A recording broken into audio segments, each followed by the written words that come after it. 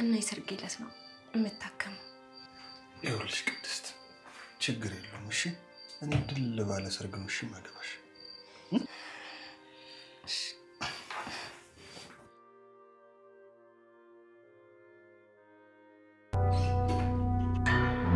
ክፈችልኝ ሞክሪው።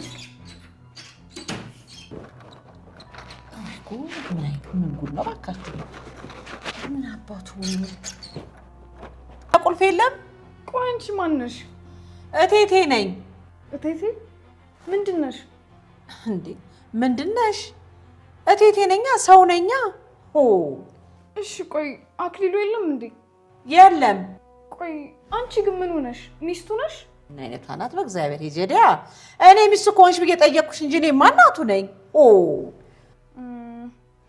እንደዛ ከሆነ እኔ ካላየው አላምንም። በሩን ክፈችልኝ። እንዴት አድርጌ ልክፈትልሽ? ቁልፉን ቢያለኝ እኮ ነው የምልሽ። ክፈቹ ሞክሪ። ልንጠራቸው ከዛ ያጅራታም አብሮ ተከትሎ መጥቶ እኔ መርዞ ልጨነቅ እና ምን ችግር አለው? አንተን ይፈራል? አዎ ይፈራኛል። ግን እዛው ራሳችሁ ቤት ጥሯት እንዴ። እሺ በቃ መርዞ ያጅራታም እዚህ ቤት መጣ ማለት እኔ ባለሽ ታሰርኩ ማለት ነው። ገለው ማለት ነው? አዎ ገድየው። እሱ ወይኑ እንዳይገል እንጂ ፍቅራችን በጣም ነው የሚያስቀናው አይደል? አዎ በጣም ትዋደዳላችሁ። እንዋደዳለን። ሞር ደግሞ አንቺ ብትወጪ በጣም እንዋደድ ነበር። እሺ በቃ ሞገስ እሺ ካለ ግን አፍልቼ እጠራችኋለሁ። አይልሽ ብርጭቆ ይኛላል።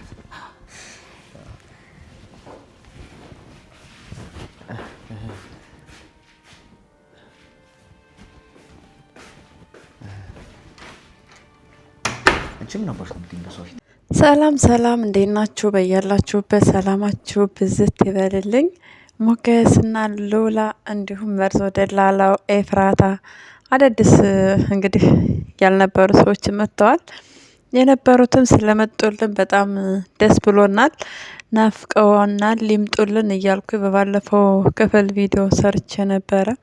ያው ታስታውሱ ከሆነ የኔ ቤተሰቦች በእርግጠኛነት ታስታውሳላችሁ። እና በጣም ደስ ብሎናል። እናመሰግናለን ስለመጡልን። እንዲሁም አክሊሉና ሰገንም መጥተዋል። የአክሊሉ እናት ሰገን አሁን ላይ ታመልጣለች ወይስ አታመልጥም? ከዛ ቤት ካመለጠች ከመድብል ጋር የመገናኘት እድሏ ምን ያህል ሰፊ ነው የሚለውን ነግራቸዋለሁ። ለቻናሌ አዲስ ከሆናችሁ ደግሞ ሰብስክራይብ አድርጋችሁ ቤተሰብ ሆኑ። እንዲሁም ላይክ እና ሼር በማድረግ ይተባበሩን። የአክሊሉ እናት እቴቴ እንግዲህ በጣም ጥሩ ሰው እንደሆነች ነው የሚነገርላት። ስለ ልጇ ማንነት በደንብ አላወቀችም። የምታውቀው ልጇ በጣም ደግና መልካም ሰው እንደሆነ ነው። ቤት ውስጥ የተቀመጠችዋ ሰገነን ከጎዳና አንስቷት እንደሆነ እብድ እንደሆነች ነው እንግዲህ እየነገራት ያለው። ነገር ግን እብድ በብረት ነው የሚታሰረው ምናምን እያለች ነው። ገና ሚስጥሩ ምንና እንዴት እንደሆነ አልገባትም። እንዴት ነው የሚገባት የሚለውንም እሱንም ምናይ ይሆናል። እንግዲህ አሁን ላይ ጫማ ልስጥሽ ብላታለች። ሽንት ቤት መሄድ ፈልጋለሁ ስላለቻት ነው ጫማ ልታመጣላት የሄደችው። ነገር ግን ሰገን ደግሞ ማምለጥ ትፈልጋለች። ሰገን የመድብል ፍቅረኛ ነች። እንደሚታወቀው መድብል ሞታለች እያለ ነው እንግዲህ እየተጸጸተና ሌላ ሴት አላፈቅርም አላገባም ብሎ እንዲሁ ዝም ብሎ እየኖረ ያለው። ስለዚህ እሷን ስሟን ሰገን እንደሆነች ያውቃል። ነገር ግን የሱ ፍቅረኛ የነበረች ሴት እንደሆነች በጭራሽ አላወቀም። ስሟን ሰገን ምናምን ብሎ መጥራት አይፈልግም። ልጅቷን እናውጣት፣ ልጅቷን አውጣት ይለኛል እያለ ውስጥ እንደሚነግረው እሱን ነገር ይናገራል። ሰገን እንግዲህ የነሞገስን ስልክ የማንንም ስልክ አታውቅም። እሷ ስልክ የላትም።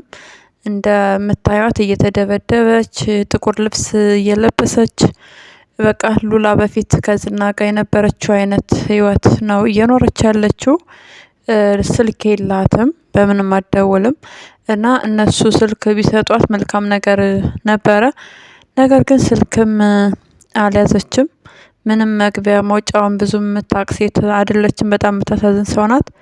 እንዲሁም በራብ እየቀጣ ነው የያዛት። አስቡት። ራብ ደግሞ በጣም መጥፎ ነው። እቴቴ ምግብ ልብላ ስትል በቃ እናቱ ብቻዋን መብላት ከብዷት አብራት እንግዲህ ምግብ እንድትበላ እየጠየቀቻት ነበረ። እኔ ብቻዬን መብላት አይሆንልኝም፣ አልወድም፣ አብረሽኝ እንድትበይ ብላ በር ለመክፈት ሞከረች። ነገር ግን ደግሞ በሩ እምቢ አለ። ተንኮል አስባችሁታል? ቢያንስ በሩ ቢከፈት እንደው በቃ ግራ ቀኙን ብታይ ምግብ ብትበላ ጥሩ ነበረ። ነገር ግን አልተሳካም። አክሊሉ መጥቶ ምግብ እንግዲህ ከማር ቤት እንዳመጣላት ታዟል። እሱንም በግድ ነው እሺ ብሎ የሄደው። ብቻ ሰገን አሁን ላይ ከጠፋች አስቸጋሪ ነው የሚሆንባት። እንዳትጠፋ ነው እኔ የምጠልየው፣ እንዳትወጣ ነው። እንደነገርኳችሁ መድብል ይፈልጋታል፣ ለመድብል ታስፈልገዋለች።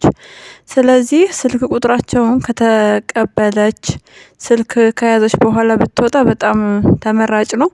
ሌላ ቦታ ብትሄድ እንኳ ራሱ አስባችሁታል? በቃ ደውላ የመገናኘት እድል ይኖራቸዋል። ከዛ ውጭ ግን ስልክ ሳትይዝ የነ ሞገስን ከጠፋች ከዛ ቤት በቃ ከመድብል ጋር መገናኘት አይችሉም። መድብልም በቃ ባያት ምን አይነት ልጅ ናት እያለ ሌላ ጸጸትና ሌላ ሀሳብ ውስጥ ነው የሚሆነው። በጣም የሚያሳዝን በት አጋጣሚ ይፈጠራል። ስለዚህ ሰገንዬ ባትወጣ መልካም ነው። አብዛኞቻችሁ ሰገን መሞት የለባትም ነው የምትሉት። ሰገን አይገላትም፣ ይወዳታል። ልገልሽ ነበረ ግን ወድሻለው እንደዛ ነው እያለ እንግዲህ እስካሁን ድረስ የተዋት። ባለፈው መድብል ተሸፋፍኖ ሄዶ እንግዲህ ጦርነት ገጥመው ዘረሮት ነው የተመለሰው። በዛ ጊዜ እሱ በቃ አንቺ ነሽ ማን የመጣልሽ እንደዛ እያላት ነበረ። እሷ ምንም የምታውቀው ነገር የለም። በዛ ሰዓት ቢያወጧት በጣም ደስ ይል ነበር። ሞገስ ችላ አትበል፣ በእናት የሆነች ችላ አትበል። የመድብል ፍቅረኛ ነች። በቃ ይሄ ነገር ቶሎ እንዲታወቅልን እንፈልጋለን። ስለዚህ ፍትህ በቃ ለሰገን እያላችሁ በኮሜንት ቀውጡት። ሰገን በቃ እዛ ቤት መውጣትና መውጣት መቻል አለባት። ካልወጣች ያስባችሁታል ወይ? በጣም ሊጎዳት ይችላል። እንደነገርኳችሁ ደግሞ ስልክ ሳትይዝ ከሄደች አስቸጋሪ ነው የሚሆነው። አይደለም ለመድብል እኛ ራሱ እንደጓጓን ነው የምንቀር። ለምሳሌ ትህትናን መድብል ካስወጣት በኋላ ትህትና የት እንዳለች አያቅም ነበረ። እሷም በሌላ መንገድ ነው የጠፋችው፣ እሱም በሌላ መንገድ ነበር ያመለጠውና ይሄ ነገር እንዳይፈጠር ምኞታችን ነው። እንግዲህ በሌላ በኩል ደግሞ እነ መርዞ ደላላው፣ አቤት መርዞ ግን እንደው ትንሽ ሰከን አትልም? አሁን እንኳን ቢያንስ ተው እንጂ መርዞ። በቃ ቤት ገዝተህ መኪና ገዝተህ ምናምን ባትቀየር እንኳ እስኪ ለሚስት ክብር በመስጠት በቃ ተቀየር። ሉላ ቤት እያለች ምን ትሰሪያለሽ እያላት ነበር። እንግዲህ ከሉላ ፊት ለማስመሰል ሞከሩ። ሉላ ስትወጣ ደግሞ ሂጂ አለት እንጂ ወደ ቤቷ ሂጂ ብሎ ሉላን ወደ ቤቷ አባሯታል። እንግዲህ ሉላ ከሄደች በኋላ አስቡት፣ የደላላ ነገር ብርጭቆዋ የኛ ናት ብሎ ተቀብሏል። ውሃም እንዲባክንበት አልፈለገም። የሉላን ውሃ ነው ተቀብሎ የጠጣውና ልክ ሉላ ከወጣች በኋላ አስቡት፣ ሚስቱ ጋር ምንም መግባባት አልቻለም። አጠገቡ ዞር በይ ብሎ አባሯታል። ኤፍራታ እንግዲህ ቻይ፣ ምንም ማድረግ አይቻልም። ልጅ ብታረግዥለትና ብትወልጂ መልካም ነገር ነበረ። ነገር ግን በባዶ ሜዳ ዶክተሮቹ የሌላ ሰው ውጤት ሰጥተው ላንቺ እርጉዝ ነሽ ብለው አስደስተዋችሁ ነበረ። ብቻ ይሄም ነገር ያናድደዋል እሱን። ምንም ማድረግ አይቻልም። ጸባያችሁን አሳምራችሁ በፍቅር ከኖራችሁ ነገም ሌላ ቀን ነው፣ ትወልዳላችሁ። ማሂ ደግሞ በጣም ነው ያስደሰተችን ዛሬ። ኮራውብሽ ማሂ፣ የእውነት ኮራውብሽ። እንደዛ የምትንቦቀቦቀው ሴትዮ ቆራጥ ሆና ሽጉጥ አስባችሁታል? ሽጉጡን በሆነ ማማሲያ ነገር ካና ያረገችው። በቃ ጀግንነት ወድቶሻል። የእውነት ጀግና ማሂ፣ ጀግና እያላችሁ እስኪ ኮሜንት ላይ ጻፉላት። ማሂ በቃ ትችላለች። ማሂ ተቀይራለች። በጣም ደስ ይላል መቀየሯ። ለኤፍራታ ደውላ እንግዲህ የካሌብ ሰዎች ሊገሏት እንደመጡባትና ብትሞት የካሌብ ሰዎች እንደሆኑ ጠላቶቿ እነሱ እንደሆኑ የገደሏት አሳውቃለች። በእርግጠኛነት ኤፍራታ ሪከርድ አድርጋ ማስረጃ ታስቀምጣለች። ነገር ግን ደግሞ ኤፍራታን ማሳደዳቸው አይቀርም። የካሌብ ሰዎች እህቷ ኤፍራታ እንደሆነች በቃ እሷ ጋር ቅርርብነት እንዳላቸው ካወቁ ቀጥታ ሄደው ኤፍራታ ጋር ያለውን መረጃ ለማጥፋት ይሞክራሉ። ነገር ግን ትዝም ላይላቸው ይችላል። ዞሮ ዞሮ ለአሁኑ አምልጣለች። በቀጣይ በሯ እንደማትከፍት እርግጠኛ ነን። ትጠነቀቃለች፣ ታስባለች። ያሳድዷታል። የትም ቦታ ብትሄድ እጃቸው ሰፊ ነው። በጣም ነው የሚያሳድዷት። እንግዲህ ይሄ ካሌብ የሚባል አንበጣን መድብል ፈጣሪ ረድቶት ወደ እስር ቤት እስካላስገባ ድረስ ለሁላቸውም ጦስና ጠንቅ ነው የሚሆነው። እንግዲህ መድብል ደግሞ ሽጉጤ ጠፋ ብሏል። ለፖሊስ አመልክት፣ በአንተ ሽጉጥ ሰው ከተገደለ አንተ ነህ የምትያዘው፣ አንተ ነህ የምትታሰረው ብሎታል። መድብል እንግዲህ ጉዳዩን ስሬስሊ አድርጎ ወስዶ ቶሎ ካላመለከተ አስቸጋሪ ነው። በእርግጥ ሽጉጡ ማህሌት ጋና ያለው እንደ አጋጣሚ መድብል ቢሄድ እዛ ቤት ያለውን ነገር ስለምትነግረው እንዲሁም ለመድብል በር ትከፍታለች። ችግር የለባትም መድብል ጋር። መድብል እንደማይገላት ታውቃለች። መድብል ምክንያቱም ሰው ነው፣ ሰው የሆነ ሰው የለም። ለጠላቶቹ የሚራራ ምሕረት የሚያደርግ ሰው ነውና እሱን ስለማትፈራ ትከፍትለታለች። እንግዲህ መድብል ቤት ከሄደ የራሱን ሽጉጥ ያውቀዋል። ስለሚያውቅ በሱ ሽጉጥ እንደሆነ እነ ካሌብ ሊገሏት እንደነበረ ያለው ሴራ ዞሮ ዞሮ ማውጣቱ አይቀርም፣ ይወጣል ሴራው። እንግዲህ እግዚአብሔር እንዲረዳው ምኞታችን ነው። ማሂም ስለተረፍሽ በጣም ደስ ብሎናል። ምናልባች አንቺ በስራሽ ነው እንግዲህ አታሳዝንም ምናምን ልንል እንችላለን። በእርግጥ ሰው ነሽ። ሰው በቃ ክፉም ይሁን መጥፎ የሆነ ነገር ሲደርስበት ያሳዝናል አይደለ? ስለዚህ ማሂ ብትሞት አስቡት። አንድ ማሂን እናጣለን፣ ሁለት ደግሞ መድብልን እናጣዋለን። መድብል ወደ እስር ቤት ይገባል። አሻራው የእሱ ስለሆነ እሱ ባልሰራው ወንጀል እሱ በቃ ቅጣት ሊቀበል ነው። አስባችሁታል? ስለዚህ በጣም ከባድ ነው። መድብል ራስህን ጠብቅ፣ ሰውን አትመን። ከዚህ በኋላ ታረቀኝ የሚባል ከሀዲ ሰው ጋር በጭራሽ መገናኘት የለብህም። እንደውም እሱን ካገኘው እሱን መዘረር ነው።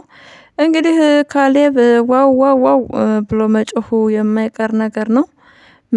መጥቷል። ኢትዮጵያ ነው የገባው አቶ ካሌብ የሚባል ሰውዬ። አንተ ካናዳ ትሄዳለህ የተባለው እንግዲህ ታረቀኝ የሚባል ሰው እሱም ወጥመድ ውስጥ ይገባል። አውቀህ ነው ያልገደልካት፣ ባለፈው ግደላት ብዬም የተውካት ብሎ እንግዲህ ካሌብ ጋር የሚጣላ ይሆናል። እንደው ፈጣሪ ባጋለጠው። ምክንያቱም ለመድብል የካሌብን ፋይል ሰጥቷል። ስለዚህ ታረቀኝ ፈጣሪ እንዳጋልጥህ እኛ በቃ ምኞታችን ነው። እዛም እያልክ መድብልን የመሰለ ሰው ለመጉዳት ማሰብህ በጣም ከባድ ነው። ከመድብል ጋር ብቻ አይደለም ጸብህ ከኛም ጋር ጭምር ነውና በጣም ነው ያዘንብህ። የእውነት የሰው ልጅ ደም እስከ መቼ ነው ለማፍሰስ የፈለከው? በጣም ከባድ ነው። መውጣት እኮ አለበት። በቃ ልክ ሰብአዊነት እንደሚሰማው ሰው ሆኖ ከመድብል ጋር ሲሰራ ነበር የቆየው። ካሌብን የካደ መስሎ ግን ደግሞ ከልቡ አልነበረም ለኬ። ግን እንደዚህ አይነት ተንኮልና ሴራ ጥሩ አይደለም። ከዚህ ድርጊት ብትታቀብ መልካም ነው። ብትታቀብ ተጠቃሚ የምትሆነው ራስህ ነህ። ቢያንስ ኑሮ ትኖራለህ። ዳጣ ዲጥጥጥ ደግሞ እሪ ቁቁ ያዙ ይልቀቁኝ እያለች ትገኛለች። አለም አጎቴ መድብልን ነው የምታገባው ብላ ስትነግራት ምሳሌ ግን ክፋትሽ አቤት! እጅን ሰሚ ብላሽ እጅሽን ተስመሽ እንዴት ነው የሚያስደነግጥ ነገር የምትነግሪያት? ለዛውም አስፋልት ላይ ብትወርቅብሽስ? ምሳሌ ብትወርቅብሽ ጭንቅላቷን መሬት ቢመታብሽ እንደ ዳጣ እኮ ትሽነት ትጎጃለሽ፣ የሆነ ትጎጃለሽ ምሳሌ። ደግሞ በዛ ላይ ሳይክል እያለማመደችሽ ነው እንግዲህ። ምሳሌ ጥሎም አላደረግሽ ሌላ አጎት አለኝ አንቺም ማታቂው ዳጣዬ ደስ ይበልሽ ብለሽ ማስደሰት ነበረብሽ እኮ ዳጣን። ምሳሌ ባለፈው በቃ አስታራቂ ሆነሽ ነበረ። አሁን ደግሞ ሰውን እያጣላሽ ትገኛለሽ። እንግዲህ ምንም ማድረግ አይቻልም ከተመቸሽ። ቅድስትዬንም እያማሻን ነበር በተኛችበት እናገራለሁ። እኔ በበኩሌ እናገራለሁ። እንዴ አባዬ እኮ ነው እኔ አይደለሁም እንዴ እማዬ እኮ ናት ምናምን ማለት ጀምረሻል። ምሳሌ አክስትሽን አለምንና አጎትሽ መድብልን ለማስታረቅ እየሞከርሽ ነበረ፣ ነገር ግን አልተሳካም። ያው ወደፊትም አይሳካም። መድብልና አለም መቼም ነው እንኳን መጋባት የማይግባቡት፣ አይግባቡም። ሲጀመር መድብል እየቀረባት ነበረ፣ ለማፍቀር እየሞከረ ነበር። ግን ደግሞ ዘረጦ አይደለች አለምዬ ዘረጦ ዝርጥርጥ ስለሆነች ያው መድብል እሷን ለማፍቀር ይቸገራል። እንግዲህ ምንም ማድረግ አይቻልም። ቅድስትና ብሩክ ደግሞ አቤት ማሽቀባበጥ። ብሩኬም ደስ ብሎናል አንተ ከቅድስት ጋር ለመጋባት ስለተስማማህ፣ ከዛ ተስፋ መቁረጥ፣ ከዛ ስቃይ፣ ከዛ በቃ ሀዘን ምናምን ስለወጣህ በጣም ነው ደስ ያለን። ስለዚህ ቅድስትዬን ድል ባለ ሰርግ አግብተህ በቃ ይዟት በረረ ይዟት እየተባለ ይዘፈንልህ ነው የምንለው። ቅድስትም አግባኝ እንግዲህ ሌላ ሰርግ አስርገ ስታገባኝ ነው እኔ ከስብራቴ የምድነው ብላለች። ለማሂ ብላኝላት እንጂ እናንተ ከእንደገና የምትሞሸሩ ይሆናል።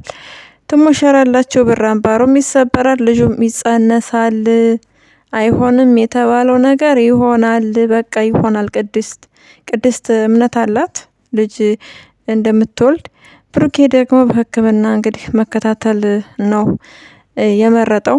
ይሄ ትልቅ ተስፋ ነው እንደዛ መፈለጉ ራሱና በቃ ሁሉም ነገር ይሆናል።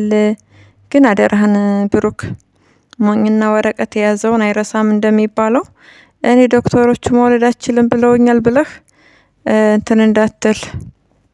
በቃ ቅድስት ስትጸንስ ከኔ አይደለም ከሌላ ነው ምናምን ብለህ ለማሽቀባበጥ እንዳትሞክር። ሌላ ጉዳትና ሌላ ስብራት ማስተናገድ አትችልም ቅድስት። ስለዚህ መልካም ነገር ሁሉ እንዲገጥማችሁ ምኞታችን ነው። እና ሉላዬን ስላየን በጣም ደስ ብሎናል። ሞገስ ደግሞ በሰው እንግዲህ ሰውየው ማለት ነው ቤቴ መንቀሬ ሳላስወጣህ አላለውም። ጉድ እኮ ነው። የተናቀ ያስረግዛል ይባላል።